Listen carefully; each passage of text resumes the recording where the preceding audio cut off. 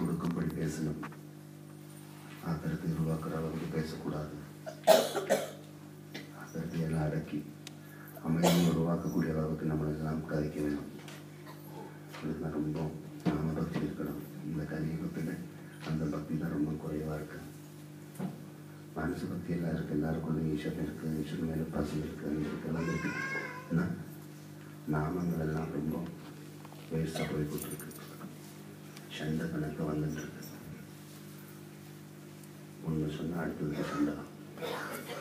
அம்மாவாக இருந்தாலும் சரி, அப்பாவாக இருந்தாலும் சரி, சண்டை போட்டு தான் நடந்துவேன் அப்படின்னு ஒரு சந்தர்ப்பம். வார்த்தைகளினால விரோதங்கள் கணக்கு இறந்துட்டு இருக்கிறது. அந்த வார்த்தைகளை எல்லாம் நம்ம விரோதத்தை அடக்கி விசேஷங்களை வாழ்த்துவதற்கு தான் உபயோகம் பண்ணணும்.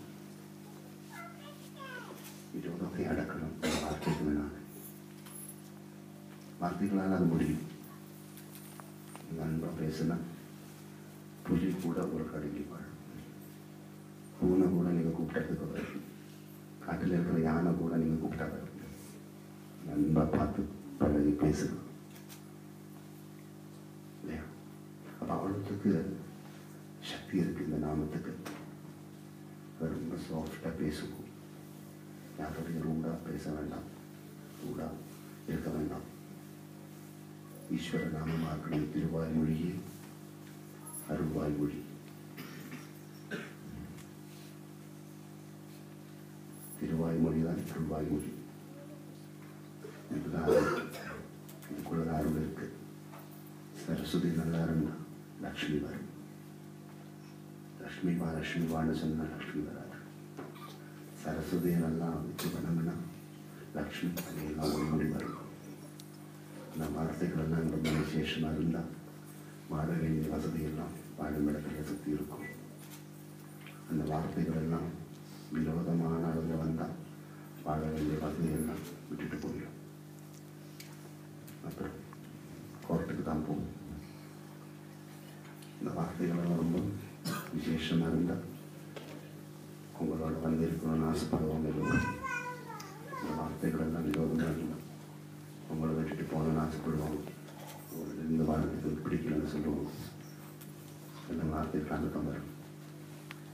அதப்போ ஒவ்வொரு வார்த்தைகளும் ஈஸ்வர நாமமாக இருக்கணும், வேத மொழிகளாக இருக்கணும். வேதம் தான் நம்மளெல்லாம் கூறிக்கொண்டிருக்கிறது. நீங்கள் சொல்லும் தாய்மொழியே தான் வேதம். அம்மானு கூப்பிட்டாது வேதம், அப்பானு கூப்பிட்டா வேதம், அன்போடு கூப்பிடணும், அதுதான் வேதம்.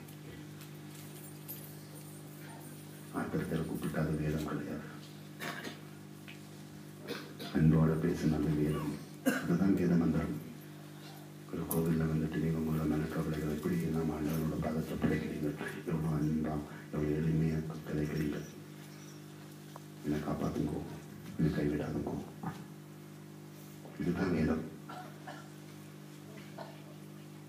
அப்படிதான் இருக்கணும் ஒவ்வொரு வார்த்தைகளும். அது இங்கிருந்து சொன்னாலும் சரி, எங்கிருந்து சொன்னாலும் சரி, அந்த வார்த்தைகள் தான் இந்த உலகத்தில் ரொம்ப முக்கியம். அதான் ஸ்வரஸ்ருதி, ஈஸ்வர ஸ்மரணா. ஸ்வரம் தான் ஈஸ்வர ஸ்மரணா. இந்த ஸ்வரத்தால் நம்ம ஈஸ்வரனை புகழ்த்தணும். அதுதான் கோவிலுக்கு நம்ம வந்து நல்லா ஜபம் பண்ணுங்க. ஜபம் பண்ண பண்ண பண்ண பண்ண நம்ம சொல்லி ரொம்ப நல்லா. அப்புறம் ஒன்றும் கெட்ட வார்த்தை வாயிலிருந்து வராது.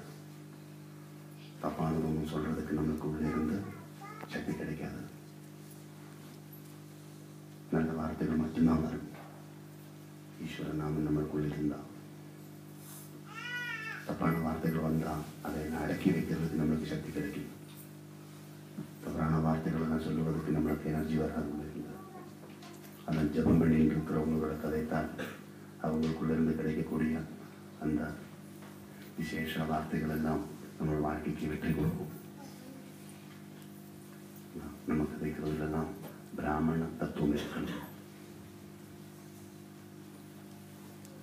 அது மாதிரி நம்ம செய்யும் போதெல்லாம் என்னென்ன பண்ணிட்டு இருக்கிறோமோ அதிலெல்லாம் பகவானுடைய சங்கல்பம் இருக்கணும். பகவானுடைய சங்கல்பம் இல்லாமல் எதுவும் பண்ணக்கூடாது. என்ன பண்ண போறீங்களோ அதில் ஈஸ்வர சங்கல்பமாக இருக்கணும். கோவிலில் வந்து அர்ச்சனை பண்ணும்போது ஈஸ்வர சங்கல்பத்தோடு தான் பண்ணுறீங்க. அதே மாதிரி சமையல் அறையில் சமைக்கும்போது ஈஸ்வர சங்கல்பத்தோட தான் சமைக்கணும்.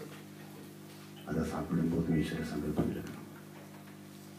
அதை சாப்பிட்டுட்டு நீங்கள் இருக்கிறீங்க, அப்பவும் ஈஸ்வர சங்கல்பம் இருக்கணும்.